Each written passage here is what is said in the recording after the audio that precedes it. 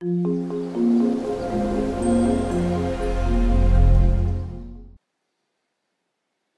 everyone, this is Professor Robert Solis. Welcome to this video lesson.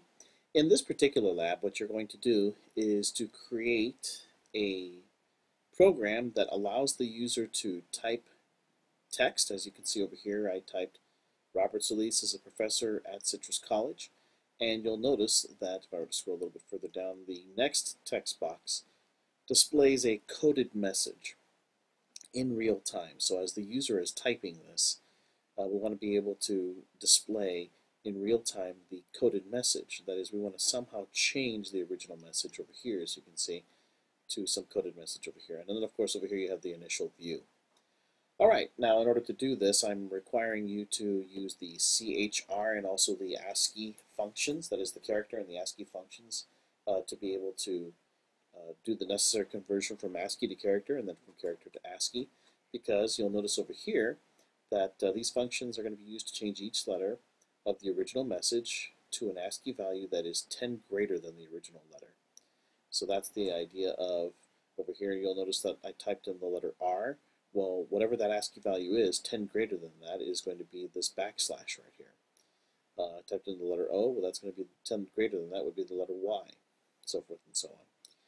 Alright, it says the encoded text box must immediately display the content as the user displays the data in the top text box. The next bullet says the program must take into consideration to enter the use of the enter key, I should say, in the encoded message. So in other words, if the user presses the enter on the keyboard, or the enter button I should say on the keyboard, the encoded text box must go to the next line. So in other words, when I said Robert Solis is a professor, I pressed enter, you'll notice that it also went to the beginning of the next line on the encoded text box. Next, you're supposed to create a function called Encode the Message that receives a string and returns a string. The function must take the received parameter, encode it, and then send it back to the calling function. And then the following is a list of the controls for on the form, that is txt message and txt result. Okay, so those are the requirements. Let's take a look at the code now. So I'm going to switch over to Visual Studio. Well, the first thing to do is, in terms of the graphical user interface in the toolbox, you're going to drag and drop a text box, two of them that is, to the form. So here I have them on the form, and let me talk about the properties that you'll need to change. So of course, one of the things that you'll notice is that this particular text box has been resized. And the way that you can resize a text box is to change its multi-line parameter, or the multi-line property. So you'll notice that where it says multi-line, it says controls whether the text of the edit control can span more than one line. And in this case, that's exactly what you want. You want the ability to have multiple lines within this text box. By default, this thing is set to false, but you're going to change it to true. So go ahead and select true on this. And then you'll also notice that there's a scroll bar over here. So what you'll need to do on the scroll bars section is to also change that from none to vertical. Now obviously you could have horizontal or you could have both.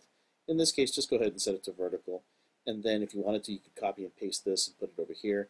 I called this text box, I called this text box txt message, and then this text box, I'm going to call it txt result in terms of the name property. All right, so the key part of this program was the instruction said that as the user is typing information in this text box, you wanted to, in real time, display the information in this text box.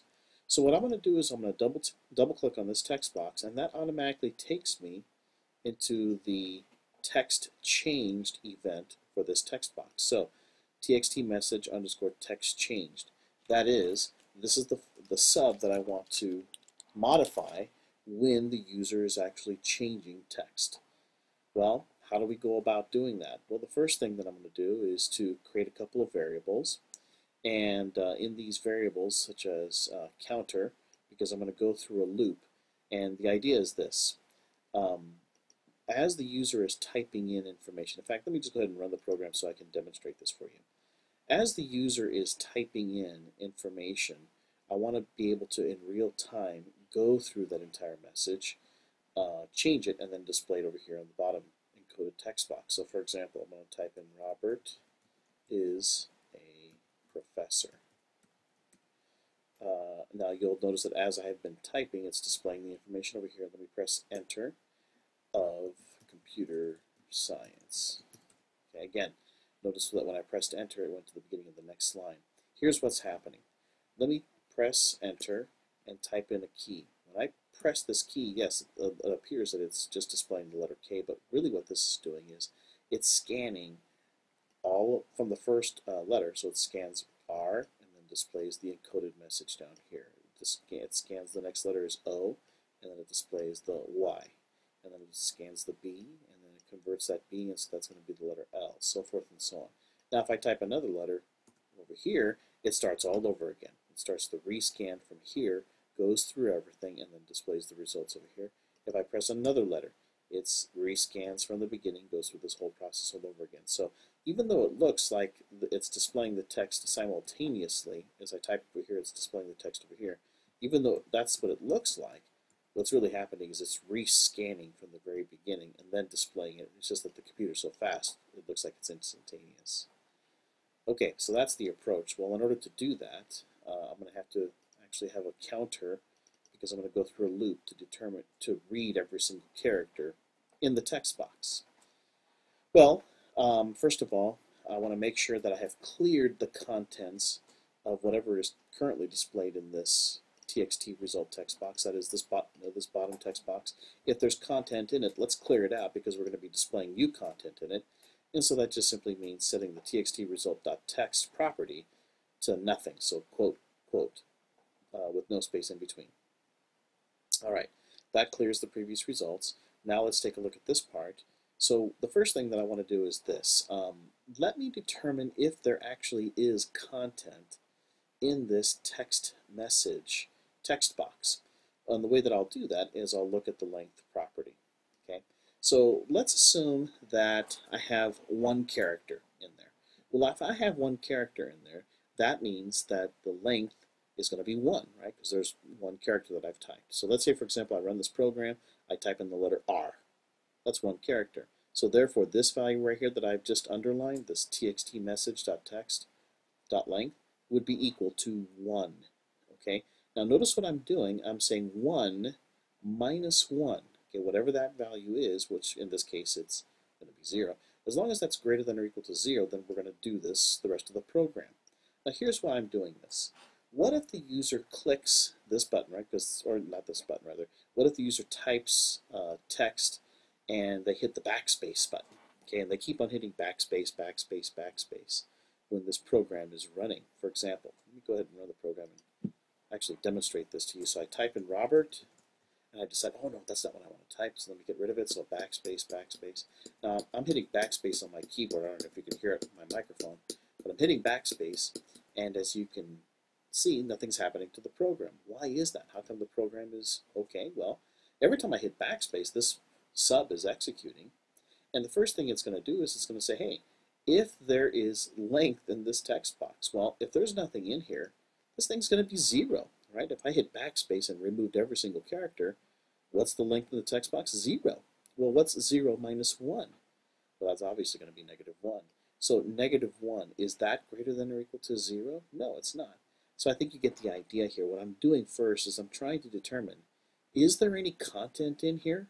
Is there something in here that will justify me going through the process of converting it and then displaying it in the encoded text box? That's what my if statement is determining. If there is content for me to actually encode, all right, let's go through it. And so what we're going to do is we're going to look through every single letter in the first text box. Again, let me run this thing. So if I type in Robert, or let me just type in the first 5 letters of my name, Robert. Okay, I'm about to hit T. Now when I press T, it's going to go through the letter R, O, B, E, R, and then the new letter T, and it's going to encode that and place it here. So even though I just typed T right here, and it looks like it's simultaneously existing or placing the encoded character here, it's really going through each of the different letters in my first name. So that's the part of the for statement here. I start off with counter equal to 0 because R, remember I typed in Robert, so R would be located in the 0 position. O would be located in the 1 position, B would be located in the 2 position, so forth and so on. And we'll keep on going through this loop as long as we are less than or equal to the length of the message minus 1. So for example, if the length of the message is 6, right, because I typed in Robert, and R-O-B-E-R-T, that's 6 letters. Well, 6 minus 1 is 5. From 0 to 5, remember, we're referring to the index position of each of these different string positions. So from 0 to 5, that's 6, right? So hold your fingers up and count with me. So 0 would hold up 1 finger. 1, hold up 2 fingers, so forth and so on. 3, 4, 5. All right, so, I'm sorry, 0, 1, 2, 3, 4, 5. So that's 6 fingers that you're holding up right now if you started from 0.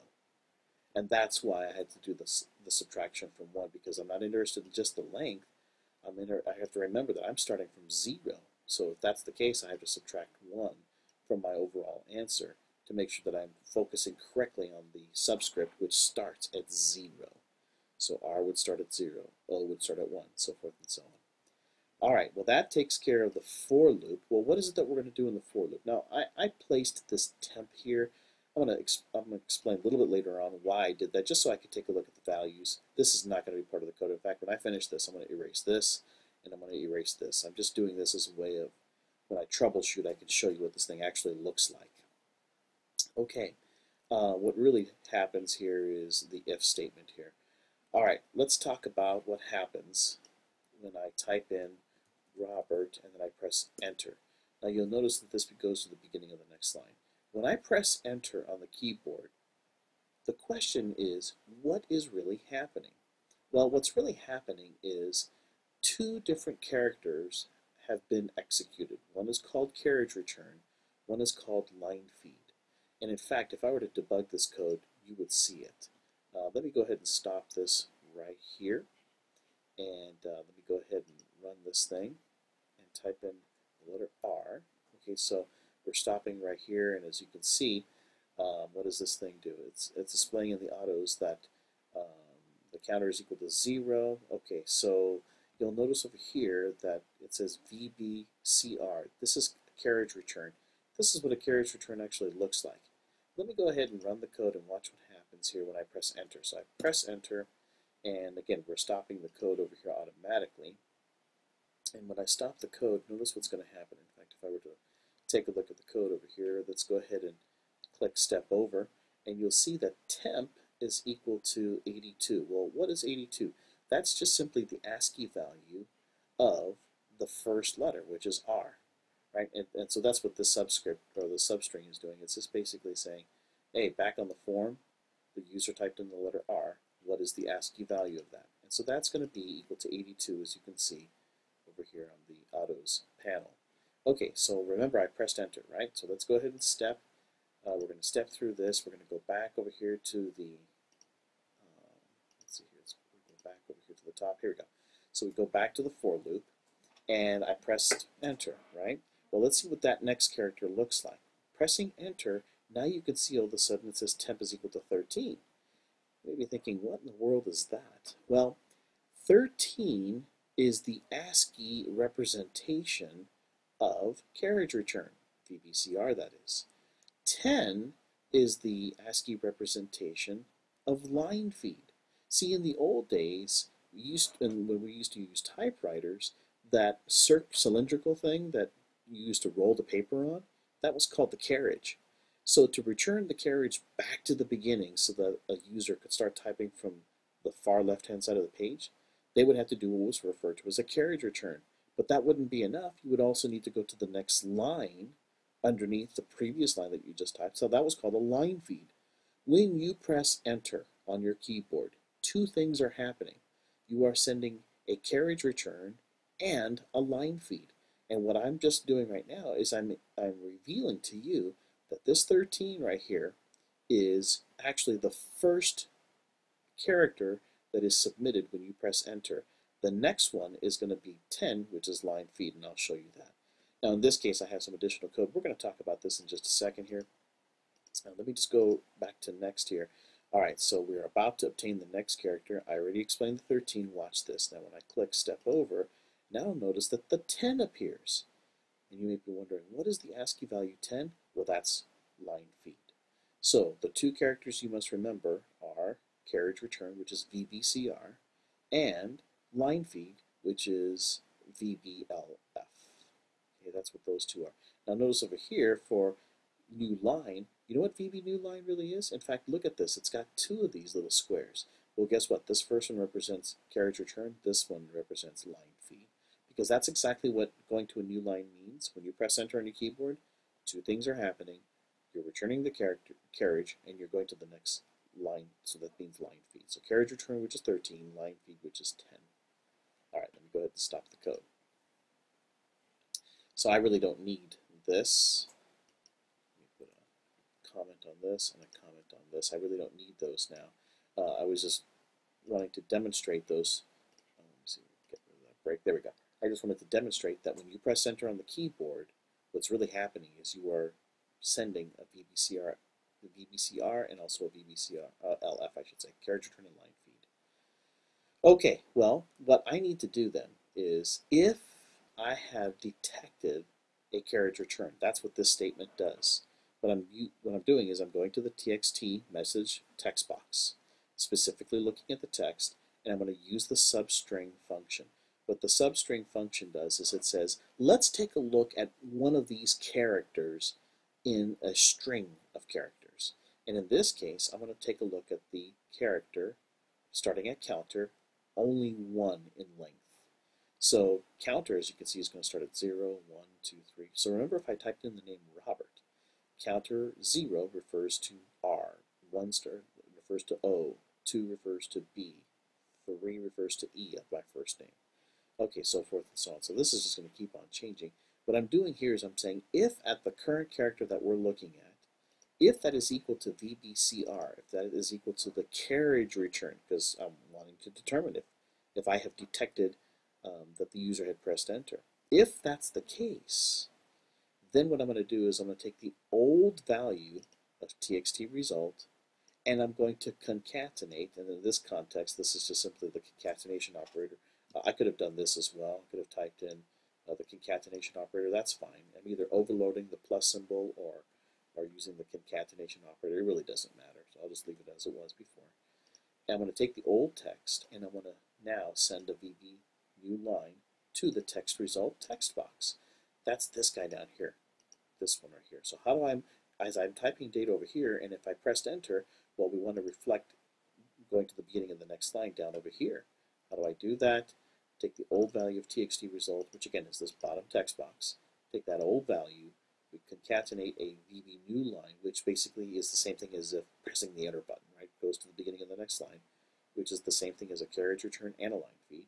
And so now here's the new updated value. Now again, that's if we detected a carriage return.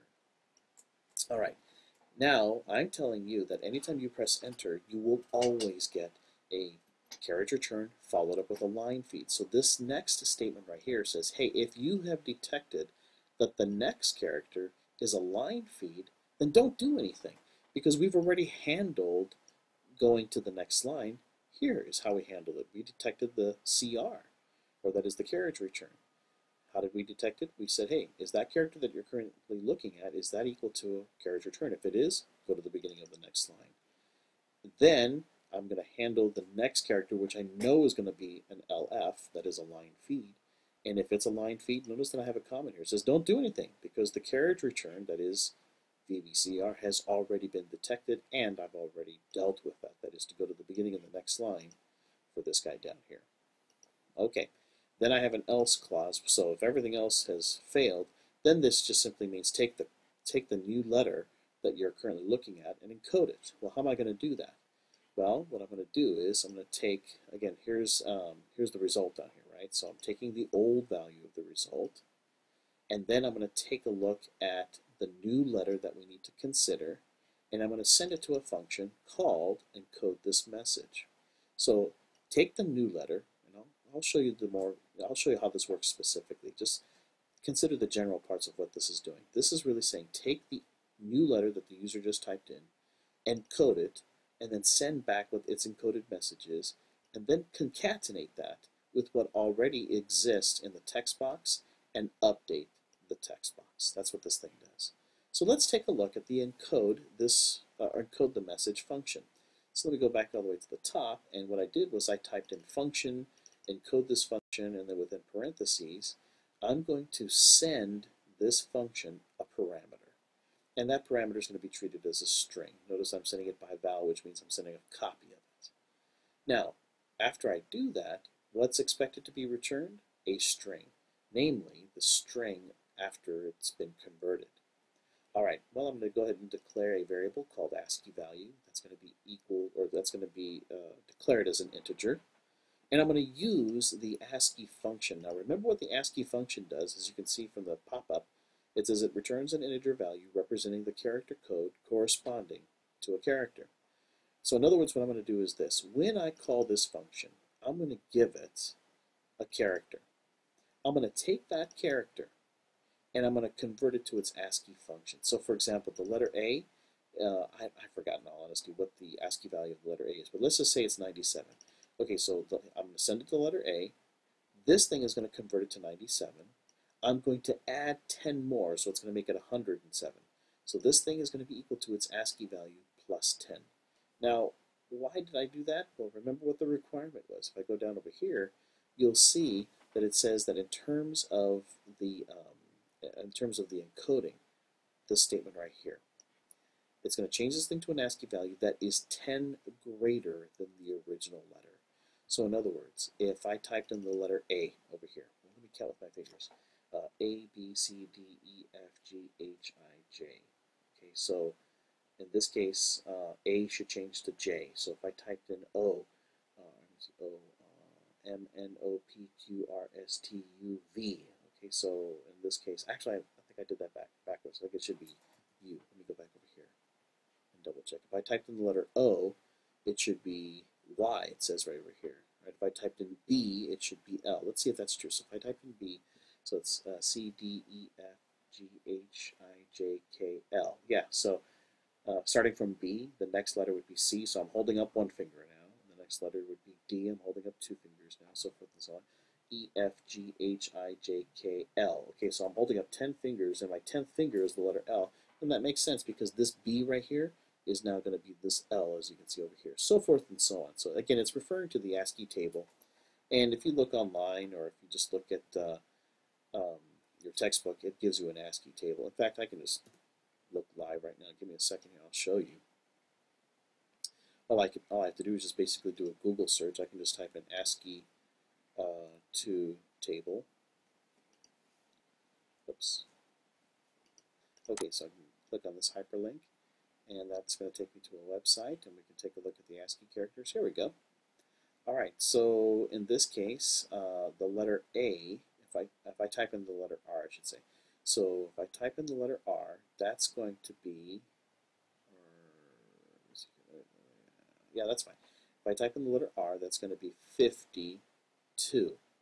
Okay, so 52, and if I add 10 to that, so it's going to be 62.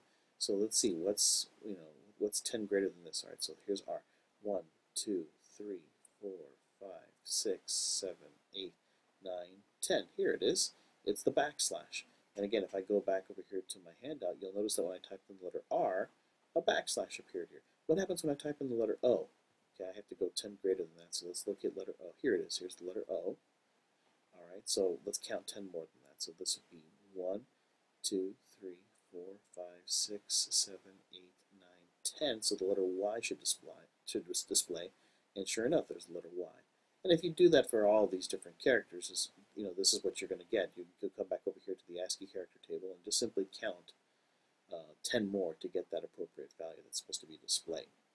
All right, so that's the whole reasoning behind this part over here, where we're going to add 10 more to whatever the current ASCII value is. Well, once we've done that, let's now convert that new ASCII value to its appropriate character. So for the letter capital R, that was supposed to be backspace, so this thing is going to return a backspace. And that's what this function does. Okay, so now that we've received that new character, encoded character here, so now we're going to concatenate that to what already exists in txt result, and then we're going to update txt result.text with a new value. And that's how this thing works. All right, so let's actually run it and stop the code so we can see what's actually happening here. Let me stop the code right here where I'm going to clear the result and run the code. All right, so I type in the letter R, and now you can see back over here we've stopped the code. Let's take a look at this. But the first thing I'm going to do is I'm going to clear the txt result text box. That is, I'm going to, it doesn't show you over here. Let me go back over here to the PDF. I'm going to clear this bottom text box over here to make sure that anything that exists there has been wiped out. So let's go over here to step over. And here's the if statement. The if statement is saying, hey, is there content, basically, to modify, right? If the txt message text box, if the length minus 1 is greater than or equal to 0, as you can see here, the length currently is 1, and that makes sense because I typed in the letter R right now. So is 1 minus 1, which is 0, is that greater than or equal to 0? Yes, it is. Okay, so the if statement is true, so now we take a look at the for statement. Now, within our for statement, we are going to start the counter at 0 because for in this case, the letter R that exists that I just typed, that's at index position or subscript position 0. So we're going to go from 0 to however much the length is. Well, in this case, the length is 1, as you just noticed. 1 minus 1 is 0. So in other words, we're just going from 0 to 0. We're just handling that first character at this point. So we go ahead and go through the for loop. The for loop is going to check first, or the if statement rather is going to check right now to see if this current position is a VBCR character. Is it a carriage return character? How does it do that? Well, within this text box, let's take a look at this substring, specifically starting at 0 and then in 1 in terms of its length. So in other words, currently the counter is at 0. That's the letter R. Remember, back in the text box, we just typed in R, so its position is 0. So this is looking at the letter R. Is R the same thing as VBCR? No, it's not. So this is false, so we skip that. We go to the else statement. Is the R that we just typed, is that VBCRLF? I'm sorry, is that VBLF? That is it a line feed? No, it's not. So this is false. So else, if everything else above is false, now let's go ahead and do this. So what I'm going to do is I'm going to click this guy now, step into, and so we're going to step into this function. It's going to take the old value, which as you can see is blank, there's nothing in it, concatenate that with this. So let's take a look at this encode the message portion. Let's step into this. So now it's going to go into the function. Here we are. I sent it the first letter, which in this case is the letter R. All right, so let's take a look at how the program is going to handle that letter R. It's going to do this. It's going to take that letter R, and it's going to convert it to its ASCII value. Well, its ASCII value plus 10 is now going to be assigned to ASCII value. So let me just go ahead and step over this. So now, as you can see, ASCII value 92 is the new modified value. Well, what is ASCII value 92? Well, in fact, if I go back over here to my table that I just created, so let's see here, 92, that's going to be this one right here. So here, in fact, look over here where it says decimal. Look at the value over here. So here it is, right? You can see 92 right here when I select this one. Why? Because it's this 82, right? See over here, decimal 82, when I hover over the letter R, plus 10, which is this guy over here, so it's going to return a backspace. All right, so let's see what happens. Let me go over here. It's going to return that backspace, end function. Now we're back over here. It's going to take that encoded message. It's going to concatenate that with whatever's in the text box, which is nothing. And so watch what happens now. You can see the resulting text box over here, txt results.text, is now the backspace. Okay, so let me just go ahead and continue to run this program. It's going to take me back to the text box. I'm going to press enter on my keyboard. All right, so let's press enter on the keyboard, and what's going to happen? Well, we're starting all over now. Remember what I've typed so far is the letter R and enter on the keyboard. So first, let's blank out the text box. So let's blank out the text box, and now, is there enough content? Well, sure. Now I've got 3. Isn't that interesting? Remember before we had 1, now it's 3. Why? I hope you recall that the letter R, that's 1 character. And remember, when you press enter, that's really the same thing as 2 characters, a carriage return and a line feed, a 13 and a 10. That's why you see 3 here, because the enter is taking up 2 of those. So 3 minus 1 obviously is greater than or equal to 0. So when I click step over, it's going to say this is true. Now let's take a look at this for statement. We start from counter equal to 0, and then we'll go to 1 and 2, so forth and so on. Okay, so we start off with counter equal to 0, and notice what happens. So text message of this guy right here. Well, let's see, what's this first letter right here? Well, as you can see here, let me hover on top of it. It should give me the answer. Let's see. Well, I can just do this. I can just right-click and do a quick watch here. That'd be fine. All right, here we go.